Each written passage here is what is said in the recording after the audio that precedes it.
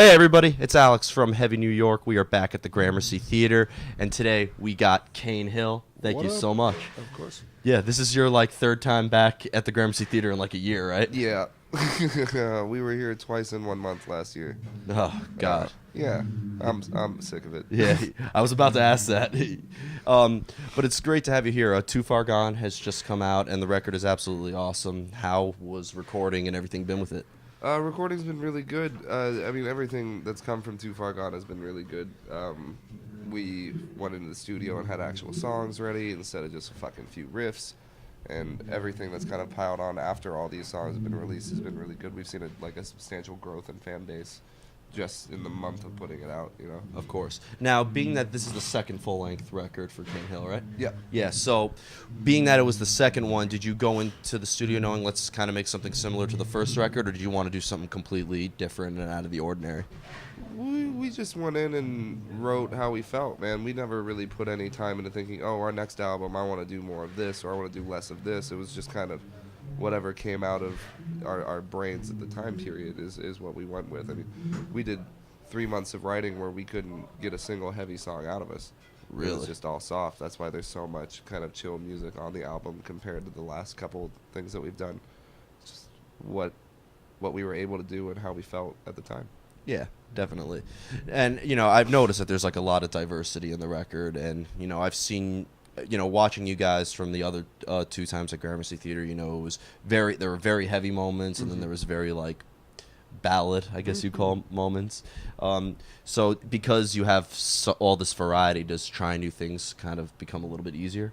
I think it definitely helps out that we've always put kind of weird twists in everything we've released, because it does give us the ability to be like, no, we haven't changed. We've always just kind of been weird on our records, So it definitely gives us a little bit more freedom than I think bands that have one very defined sound. We're able to kind of be more diverse with what we do because that's how we started, so we can continue being that way until we die.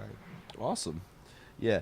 Now, it's funny because I've heard a lot of people talking about you guys and with how metal is every day with all these different subgenres of people have called you new metal, they've called you hardcore, they've called you metalcore, but from listening to you guys, you don't really have a specific category. I think we're good music.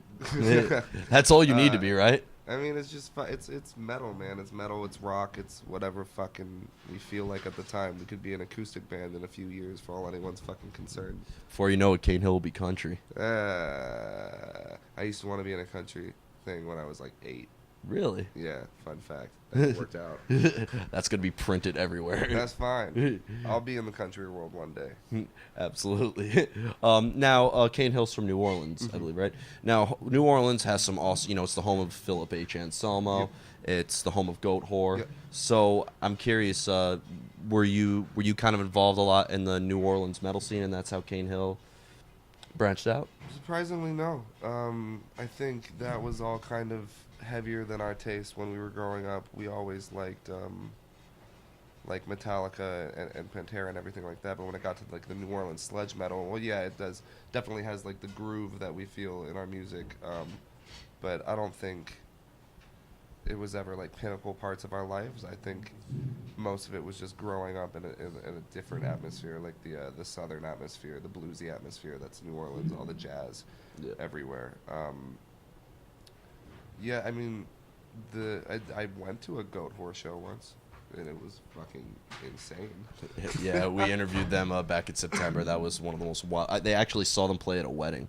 What the fuck? Yeah. Okay. They played at my friend's wedding. That's fucking tight, though. Yeah, you got to do that. Hey, if anyone wants to hire us, we're down. All right. Maybe we'll be in touch. I got officiated the other month, actually, on the internet for $10. Oh. So I can also marry you. Some other things to promote other than the new record, right? Now, we were talking before the camera started rolling. You've played with a variety of bands. Last time you came here, you were with Superjoint and Devil Driver, and before that, I saw you with Hell Yeah and King. Mm-hmm. So, depending on who you're playing with, do you notice maybe a different reaction in the crowd or a different crowd altogether? I mean, it's always a different crowd. The Hell Yeah crowd is different than the Superjoint crowd. The Superjoint crowd is different than the Of Mice and Men crowd. They're all vastly different, but honestly, I rarely notice a negative response. It exists.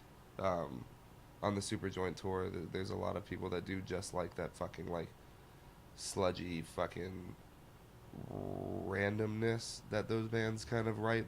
You know, like the song structure is weird. It's very loud and in your face, but it's not very together, which isn't an insult for what it's worth. It's the style of music. It just is what it is. Yeah. We're much more polished. And I think a lot of the Super Joint fans didn't fuck with that very hard, but there's always the ones that do, and especially when Devil Driver was there, so they brought the metalcore adults.